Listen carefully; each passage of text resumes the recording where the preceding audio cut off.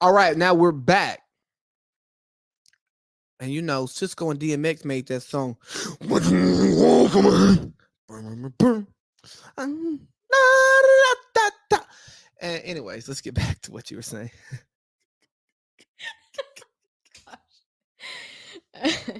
You said earlier that you can't control what They think. they think, Correct.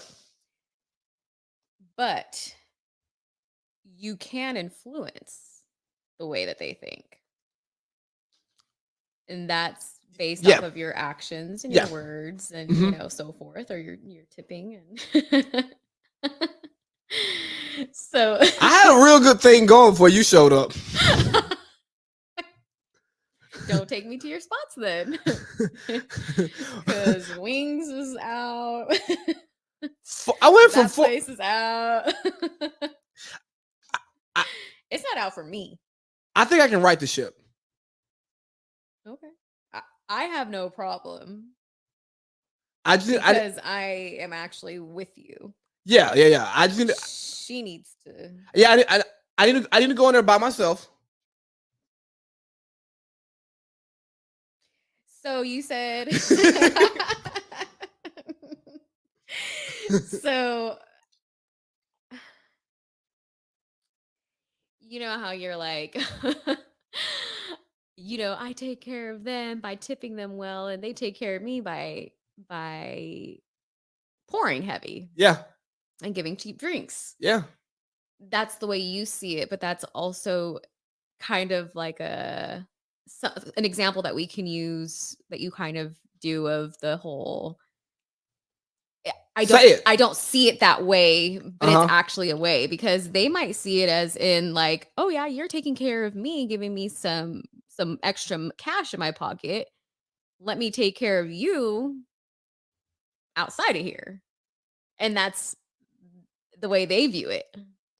They could view it that way, or they can view it as the other way of it being like, "Damn, this is his way of flirting with me, and this is what he's trying to get more out of me." It's outside of work because I know a lot of women. I'm honestly not one of them, and I think that's why we are here together now because, like you said earlier, you were very direct. Because if somebody's flirting with me, I don't take it as flirting unless they like Oh well. actually.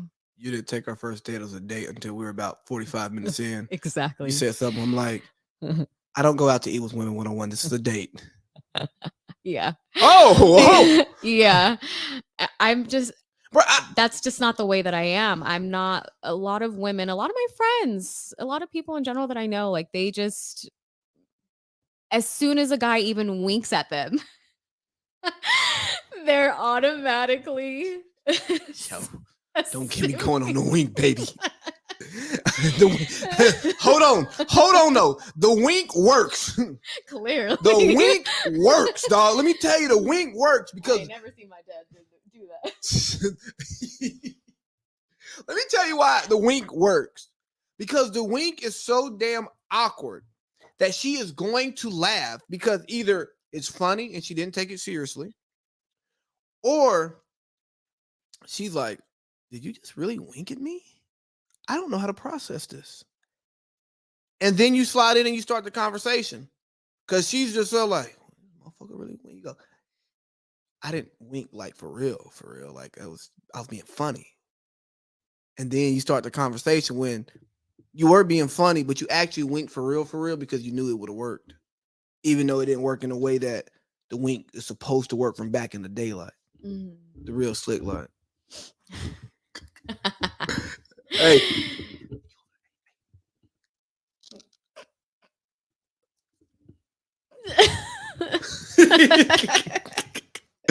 but nah, I think we definitely got way off topic. I don't even know. no. But what you were saying is that you're a woman who a guy has to be direct with you Oh yes. for you to even, I ain't gonna say for you to sense what's going on, but for you to actually truly acknowledge it, because you catch the vibes, Yeah. but you we're similar in the sense of, bro, I'm gonna play dumb till you play dumb. Like I'm gonna play dumb until you play. Like as long as you playing dumb, I'm dumb too. We could be two dumb motherfuckers sitting here. Tell me what you want. Tell me what you want from me. Until you tell me what you want from me, this is what it is. And I guess that to bring your point back home, especially in these bar situations, these bartenders are probably doing the same thing, waiting for me to tell them what I want from them.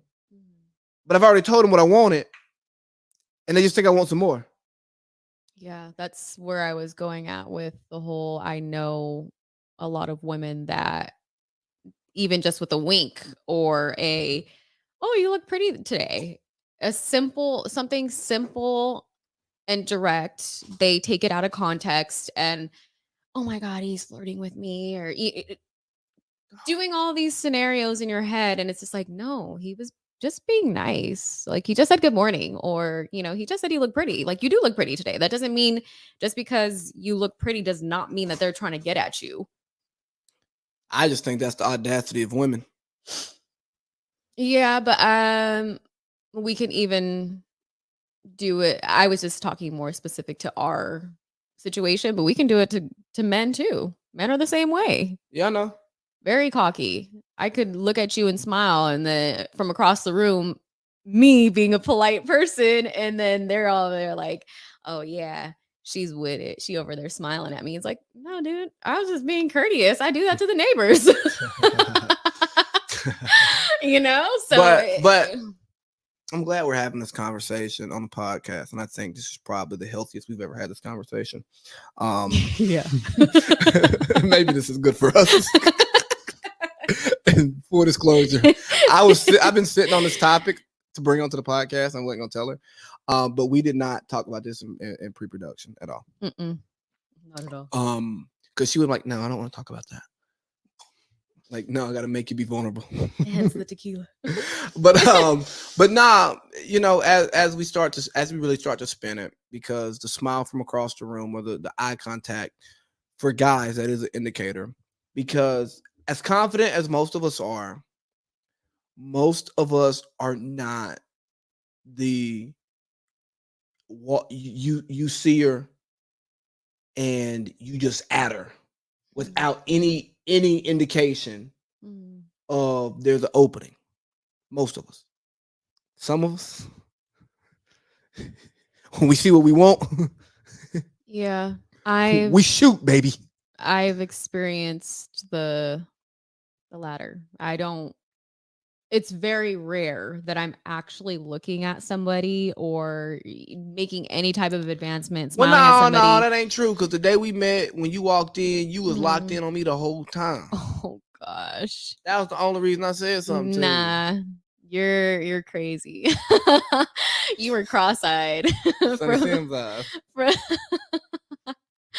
You were tipsy. Drunk. Well, yeah, I was trying to give you a little. Nah, I was drunk. You were drunk. You were cross-eyed. How drunk you were. I had drank a half bottle of wine at lunch that day. Mm-hmm. But we were done for the day. I didn't go back to work after that. Okay. I worked. It was a half day. I was in school at the time, so we were done early. Then we went to have lunch and a bottle of wine to show out. I mean, it wasn't my idea. I just could have. I'm supposed to put the check, but it's okay. We showed out last 2 weeks ago. I'm telling you. Then we went to the bar I thought was gonna be cheap and had to show out again. I ain't spent that much money enough. I don't think ever. Yeah, it's Friday night at the bar. Oh, Friday. Yeah, I ain't spent that at that bar. $14 tab, $20 tip. That's been what I've been doing for like the last month and a half, 2 months. It's also 2 people though. It wasn't double. I think we got double charged for some stuff. Did I look at it? No, you didn't. Oh, I usually look at the receipt. I looked at it. I was like, hold on. This don't look. But I didn't really have nothing to gauge it off of, because even before I got this discount that I got now, I was getting a discount. It just wasn't as good. Mm-hmm. So I'm just like, bro, I don't know how much shit costs in there. I do now. Don't take me to your spots then. Not the ones that you be flirting with. Well, I mean, and here's the thing, though. You're not the first person to say, "Why you take her to your spot?"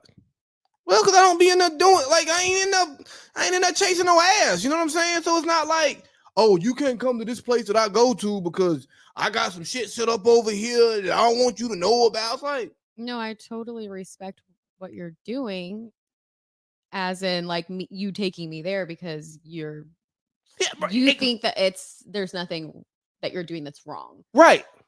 It's the delivery of what's happening before when I'm not there that kind of gives them a little bit of a nudge. Oh well, So that's just it's no, I get. a step. Yeah, We're, I know. life is all about learning, so Yeah, man, damn. one step at a time. Yeah, we got way off topic. Where are we? Way off topic. I don't think we finished with the OnlyFans thing because we were talking about mental instability and then we kind of got into like our own mental instabilities. Do you want to circle back to it? I actually do, only for the mental instability and the drinks type thing. Okay, let's circle back. Let's spin the block. Ghost ride the whip. Okay, Bay Area. Hell no. So I understand what you said about the whole it's who are we to say how other people cope? Mm-hmm. But it does look bad. Like, how did you kill your significant other and you're literally like at the bar a couple days later? Like, that just, it does not look right. If that was, Sociopath. Yeah. She could be a sociopath. I mean, she's also like, I mean, she's the OnlyFans woman making millions. So. Yeah. Yeah. Yeah. I mean, it just doesn't look right. Like,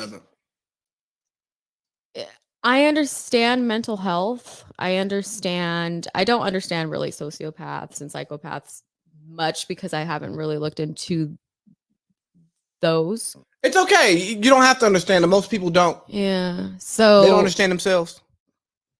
Yeah. So I guess it does make sense maybe to her, depending on what her mental illness is, but I don't know. It just seems a little odd to me. It is if it's someone that you supposedly like love, you were posting, you were doing all this, but then again, social media. Yeah. Because if you can't believe nothing on social media. If we wanted to talk about posting equating love, if one went through our social media profiles, it'd be like, we don't exist. Exactly. Yeah. But I think that's what keeps us more healthy. Like our relationship healthy is that we're not putting it out there to have a lot of input. Yeah, and that's really what it is, because early on, I would post, you know what I'm saying? I had you on the page, I would put you on my story all the time and stuff, because I just posting shit that I be doing. But then you get input. You get positive input. You get not so positive input, Then you get people saying shit that you didn't know. Like, bro, where is this coming from right now? Like, what are you doing? So I took from that, I'm like, yeah, bro, this ain't for the world, and not because I'm ashamed of it. I'm not hiding you, you know what I'm saying? Like, you're on my fucking podcast. Yeah. Yeah. No, you know what I'm saying? Literally, I don't think it can even go like 30 minutes without saying your name. Yeah, like we live together. You know what I'm saying? Yeah. I moved from California. Yeah, so it's just we do what works for us, and not posting works for us, and not that we're keeping a secret. It's not that it's secretive. It's just that this is what we're doing. And for those of you who go, well, it sounds like both of y'all are keeping secrets. No, we're not. I'll say, go worry about your relationship. Yeah, because most of the people that are over there posting have the worst Man, and relationships. it especially sucks when you know the people, Oh yeah. or if you've been single and like you go back to being single and you be seeing that person posting a significant other and you was like, if only you knew No, how much yeah. I do know about your partner. Yeah. Yeah. Like I tell you, I won't tell you a story. I will tell you a piece of a story from back when I was in college. Girl came to the dorm. She had a great night. Great night in the dorm. A couple weeks later, there was a school-based publication highlighting her and her significant other as being a like this great couple, and you got all these like they got interviewed. You're reading all these quotes about them, and we read it. We go, what? No. So all that public stuff don't mean anything. That's why I be trying to tell y'all, stop putting goals. Oh my gosh, yes, goals. Goals. I mean, y'all wouldn't have got Lemonade and 444 if Jay-Z and Beyonce didn't have problems, but the whole time y'all like goals. They done went through damn near divorce, got through it, fixed it, then made millions of dollars off of it. That's what we got to do. Not almost go through divorce. No, no, no, no, no. But we gotta learn how to go through shit. When we go through stuff, good stuff too. I ain't talking about bad stuff. Go through good stuff, right? Then get through it, then monetize it. You know what I'm saying? And like and not on purpose, but it goes. If this is a teaching moment for somebody, let's use it because I think 444 is a good teaching moment. I think Lemonade is a good teaching moment. I listened to both albums, and something I've never told you, like when we be having problems, I listen to 444 because you just for one, Jay Z is one of my favorite rappers, but to hear him be vulnerable and talk about decisions that he was making that was jeopardizing his family and how much he cares about the family that he's built. And when you're in the moment making the short term decision, you ain't thinking like that. You know what I mean? Unfortunately, yeah. But when you had that slap in the face and you take that step back, you go, the fuck am I doing? You know what I'm saying? Like, oh, stop being vulnerable. I know. I'm like, I don't know if they want to hear all this. Well, Some do, I guess. you know what? To like normalize. No, this podcast was at Real. its best when you had people in the room having honest conversations. Oh, okay. Like before we met. You know what I'm saying? Like when Bahrain. huh? Bahrain. Yeah, Bahrain, you know what I'm saying? Hey, I forgot. I don't know what happened to the It's right here. is the picture in there? Like the sketch picture? Oh. That's fine. There's a sketch picture that Michaela drew, and I put it somewhere so it wouldn't get lost in the shuffle of moving. And I cannot find it, and it's breaking my heart. When you Probably in here. We'll find it. hopefully, I hope it didn't die. Because that like she really drew that when we was recording the pod one day, just sitting It was around. in the shoebox. No. Oh, I mean, no, yeah. Oh, the What? picture was in the shoebox. Yeah. Uh-huh. I'll describe the picture to the listeners. Oh. But yeah, it was just a picture of the pod crew, like the extended pod crew. We had a huge brunch. Dog, we went through like 5 bottles of champagne that day. All my beer. I think We need to find a brunch spot. we can go to a brunch spot when we go up north. Oh, okay. They ain't got no brunch here. Oh, okay. Anyways, golly, enough about us. I was gonna go on a whole piece about why y'all mad about this man's tweets from high school, but we already tried circling back and yeah, we went elsewhere. So. 13 hours till I land had me out like a light. Oh man, your boy Juicy. That boy love clout more than life itself, don't he? That boy Juicy. That boy Jussie Smollett he knows how to strike again. Let me see if I can find his song here. So we can kind of talk about his song because whack. huh? It's whack. Yeah. He's whack. I'm gonna just start there. I mean, the whole premise of the song is whack. Let me see. Yeah. Come on, young Just Blaze. No. Don't put him in the same category. Here we go. What's going on here? I'm not getting words. Help it, you're not solving crime. Taking out the elements of race and trans and homophobia. Bro, my internet moving slow right now, bro. Mediacom is by far the worst internet in the world. Okay. So what I'm gonna do is I'm gonna get the Jussie Smollett. I'm gonna get the Jussie Smollett song lyrics, okay? Because I want y'all to hear some of the stuff he was saying because you know what I mean? He talking about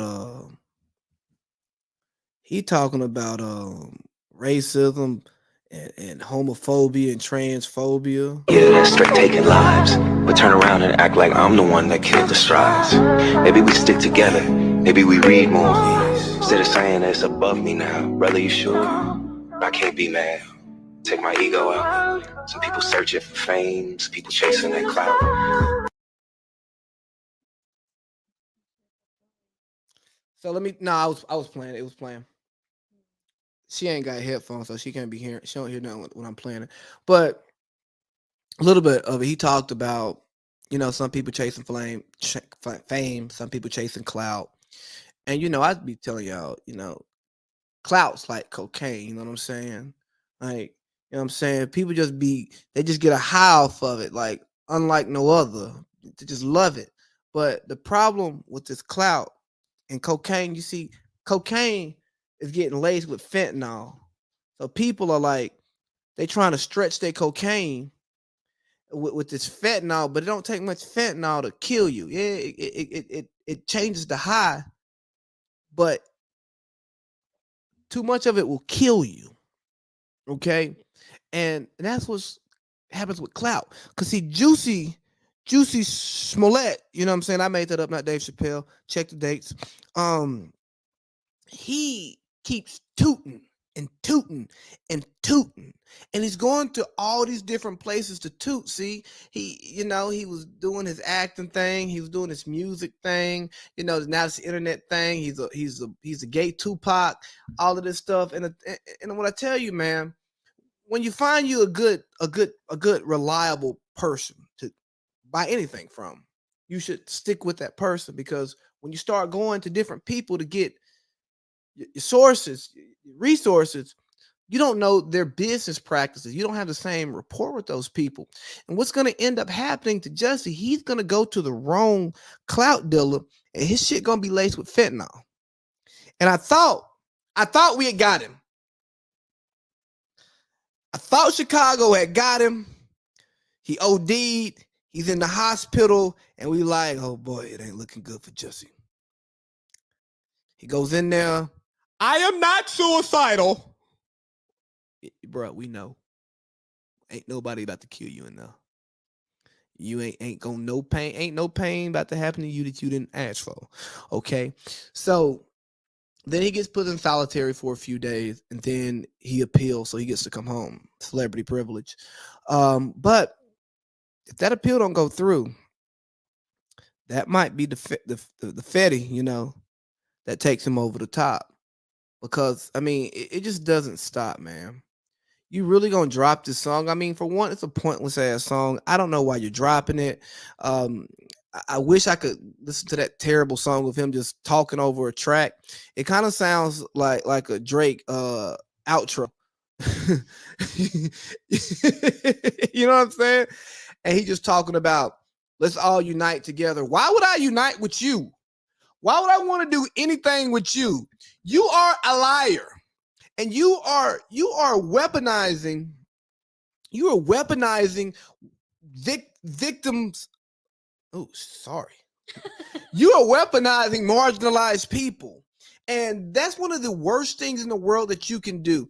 Doing things to children, Catholic Church, and marginalizing victims is one of the worst things that you can do, because not only do you affect those people directly, you also set those victims back generation after generation after generation. And then for you to continue to double down on it, bro, just stand on it. Don't say, would you throw away your whole career for this? Because obviously you did. And maybe your career was already in the trash can, so you're doing this to keep your name in people's mouths. So now when you put anything out, it drives impressions and it keeps your lights on. I don't know. But what you're doing is sick. And then the way you packaged it, you know, you with the Rainbow Coalition, you with this group, and 100% of proceeds are going to nonprofit. Like, man, stop it. And there's nothing wrong with supporting these groups, but what it seems like is you're just trying to bring in all these different marginalized groups to stand on your weak foundation. Fuck out of here. It's people who really going through stuff. It's people who really are sick out here. It's people getting fired for their race. It's people not getting hired for their race.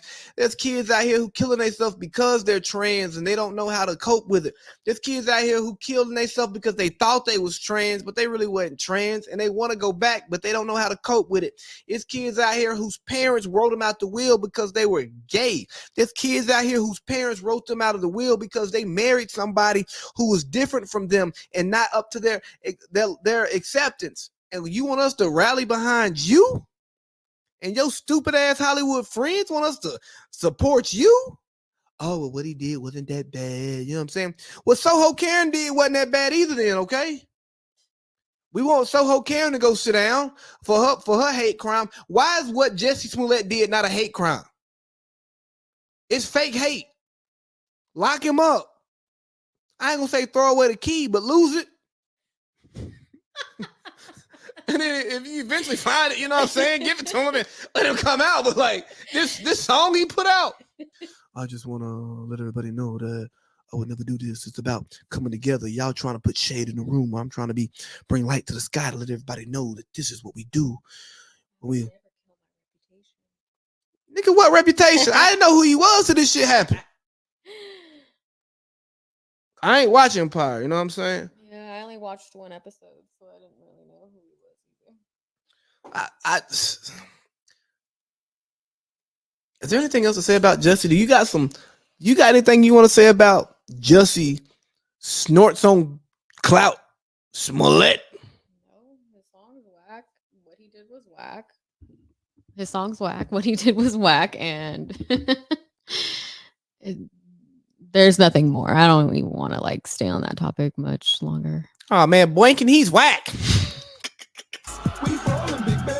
It's just a joke. It's just a joke, Joel. It's just a joke, boy. I'm over here messing up on my words, man. Y'all got me vulnerable and shit. I can't even talk straight. Put the drink down. Put the bottle down. Oh. You know what? Nope. You're fired. You're fired. You're fired. You're fired. You're fired. You're fired. You're fired. I gotta play the game. You're fired. You're fired. You're fired. You're fired. The funny thing is, you can't even hit a drop. I can't hear anything that he's doing right now. I don't know why I always say drink. I don't either. So the next topic we're going to talk about is part of parenting is letting go, and it came from Coyle Ray, whatever her name is, Benzino's daughter, which is what I shouldn't be doing. Coyle Ray, she brought some stuff to social media, and I kind of want to talk about it. Okay, I hate bringing this shit to social media, but my father needs help. Sorry if I offended you on the Breakfast Club, but don't treat me or my mom. She can't right. Don't treat me and my mom because you hate to admit that we went broke after the source. Build an effing bridge and get over it. That's why I don't even like mentioning his name. That's why I never mention his name coming into this industry, because he can't get over his past. and don't even realize how much damaging he does this stuff. That means how much damage he does when he does this stuff. He's texting my mom, threatening her, talking about some watch. Grow up. You was just trying to get her to do growing up hip hop. We don't want that life. She's trying to be here for me and support me while you trying to find every way to beef with me and suck the life out of me. I'm tired. The devil of working. This is a perfect example when everything is going so good. Here he comes being weird, trying to F up somebody's life. I'm your only effing daughter. You worried about being called broke on the day of my debut album. You ain't even text me congratulations. You so bitter and evil. I'm gonna pray for you. So I guess I don't know. He went on Clubhouse and he was like, I was like, Dad, yo, me and Neek is sleeping. We're at Mina house. We're sleeping. Yo, in the mid sleep. Neek wake up like, oh my God, cool. Your dad's on the shame of me. Just leave the Nicki song. I woke up like, no, my God, my life is over. I'm crying. I'm like, she's canning it. She's canning it. I'm like, I threw my phone. She's done. Nikki's done. She's not calling me back no more, whatever. But I called my dad. I'm like, Dad, why would you do this to me? He's like, I'm so sorry. I didn't know. I was just, I feel like they try to trick me into it coming. I'm like, Dad, why? You've done this all your life. Why would you say something like, I'm sending him screenshots like, see. So, it's pretty deep. And let me see if I can find Benzino's response, because he had a response to his daughter about it. And what you didn't hear, my sensation, was just her describing the response when Benzino he said on Clubhouse, um he said on Clubhouse that she had a song coming out with Nicki, but it wasn't out yet. You know what I'm saying? Like, people weren't supposed to know. People weren't supposed to know about it, and he responded, and then Benzino actually had a response about it. Pretty much, he was just saying these kids just don't understand what we did for them. You know what I'm saying? And like, pretty much saying you trying to shit on me for what happened, but like, if I didn't do what I did, you wouldn't be where you are. And he's not wrong, but I don't think now is the time or the place to say that. I think it was pretty trashy. Um, because it's like, oh, here we go. That's the problem. Everybody think it was a silver spoon Oh no, that was her saying that. Here we go. To whom it may concern, legends don't play the back. They set standards. Thank you, my brothers, Charlamagne the God and Envy, for sticking up for me and not letting the false narrative of who I am of accomplished. I put in too much work in the culture. Oh, here we go. No, here's the one. Hey, listen to the legends who came before them. It said new age rappers listen to the legends who came before them. Here we go. The problem with this social media generation, is that they have no respect or regard for who came before them and how they laid the blueprint for them to be successful. I always revere those who came before me, and I am grateful to the legends of hip hop. And I'm tired of this old talk. Hip hop is over 40 years young, and the ones who appeal to older and younger will be the most successful. Anyone who thinks that because you're in the 40s and 50s, you should go just sit in a rocking chair and still don't live out and pursue their dreams and aspirations are idiots. All you young people who are in their 20s and successful at rapping, chances are you still will be rapping in your 50s, period. He finished it by saying, when the younger generation starts listening more and respecting the older before them, is when life will be better and our entire culture will be better. He wrote, and then let's make one thing very clear. Commenters and likes are programs and smoking mirrors. The only thing that matters to me is what I can see and feel, and Benzino is loved all over the world. All right, man, I think this is disgusting and nasty. To start off, I don't like seeing a child speaking ill of their parents in a public forum. She's young, and I think that her dad was probably sent a snippet of what she said and did not listen to the full interview and get the full context of it, because that's what often happens when people respond to snippets of what's said about them. They don't listen to the entire conversation. Also, even if that's what your daughter said, you got to eat that one, man. That's your kid.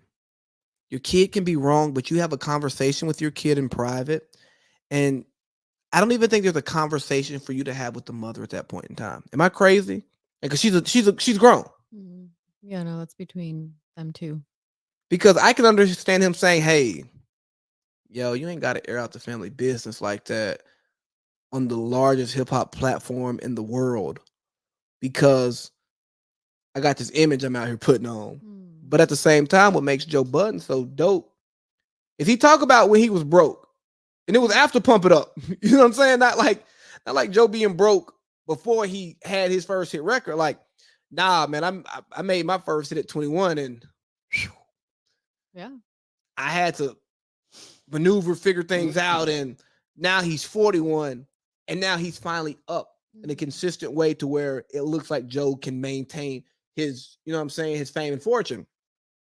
But for a long time, Joe Budden was just famous. Benzino was probably just famous. He was on Love and Hip Hop for a reason. And not knocking anybody for going to get in that bag. Because if you don't get a few 100,000, go be on the TV for show for a few months to keep your name out there. If the money ain't right elsewhere, don't be stupid. You know, so I think that was a conversation that should have been had amongst them. And then once she goes public, again, it's like, yo, you're talking too much. But at the same time, she's young. That's that generation. They talk too much on social media. Unfortunately. And then as the dad, he steps back out there. And I'm like, no, Benzino, let her live. Let her have her moment. Because she's, you know what I'm saying? That's your daughter. And you ain't got to defend what you did. I think the people who know hip hop have the utmost respect for Benzino and the source. It did. Definitely. It's still not, I mean, it doesn't exist to this day, but I mean, it was a magazine, you had an award show. I think people who respect hip hop respect the source, and because of that, they respect Benzino. But what scares me about this generation that we live in, this hip hop clout, or not this hip hop, this clout generation, do you think this could have been a ploy to drive clicks to her album? And maybe not initially, but maybe does Benzino, knowing how the stuff works, go, okay, this is gonna look nasty in the media. It's not Kardashian nasty, but I'm gonna pipe my daughter up. You know what I'm saying? Pipe up means like bolster. Like the Migos song, pipe it up, Yeah. pipe it up, pipe it up. And then by us having this this indirect, like, you know what I'm saying, feud. So people go, oh, dang, Cola Ray did just drop an album this week. Let me go see what she's talking about. Is that called clickbait? Yeah. Yeah. I kind of just, as I like read through everything, it kind of just brought me here. You know what I'm saying? I hope they didn't do that. Maybe. I honestly didn't hear what went on in the Breakfast Club. What you said was that he accidentally announced before the song came out. Yeah, this was a while back. This was like about a month or so ago. She had a song with Nicki Minaj, or Nicki Minaj did a song for her album, and Benzino went on and said that they had a song. But it wasn't done. It wasn't out. It wasn't rolled out. It wasn't none of the industry stuff that has to happen. Didn't happen. And then Nicki came out and said, "Ain't no song." And then Koi is like, "Yo, this could be the song that, you know what I'm saying, that changes the phone calls I get, that changes the money that's in my bank account. And you really gonna go out here and fuck it up? And you know the industry. Come on, Pops." And the part I hate most about this, and now let's open it up for a conversation. I think I'm done yelling. The part I hate most about it is that both of them made very valid points about different generations, but we can't even have that conversation because we're now talking about a father and his daughter having a public bout And you know what I'm saying? Maybe the dad going crazy because like you shouldn't be calling threatening her mom nothing, bro. But what is that threat? You better not be doing this. I mean, that's a threat, but it ain't really a threat. You know what I'm saying? Right. Because of the generation, you don't know really the extremes of what's actually happening. Exactly. So I don't know. I just think it's messy. All in all, like you are a grown woman also, right, Koi? Yeah, she's like in her early 20s, I believe. You can talk to your dad. If you can't talk to your dad, send him a voice memo. How old is Coi Leray?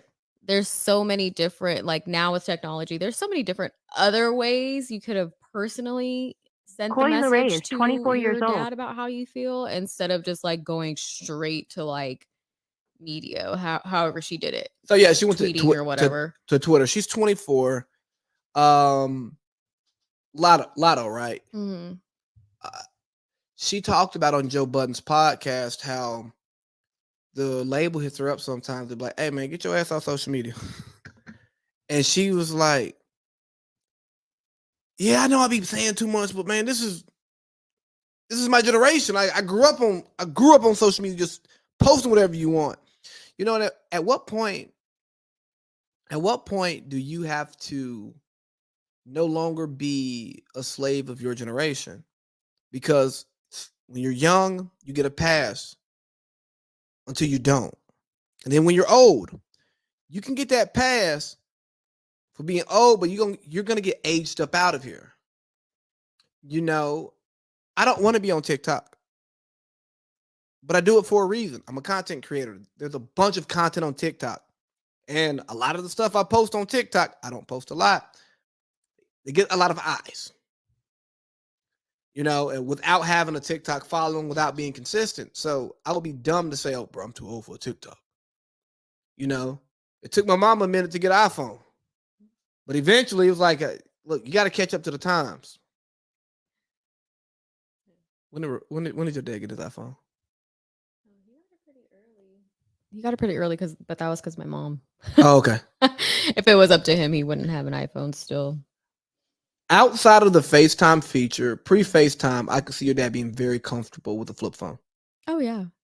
Oh yeah. He loved his Nokia. I mean, I don't or text Motorola. I don't text message. Oh no. Call me. Yeah. Exactly. If you want to talk, call me. That's exactly what it is. Yeah, no. It's just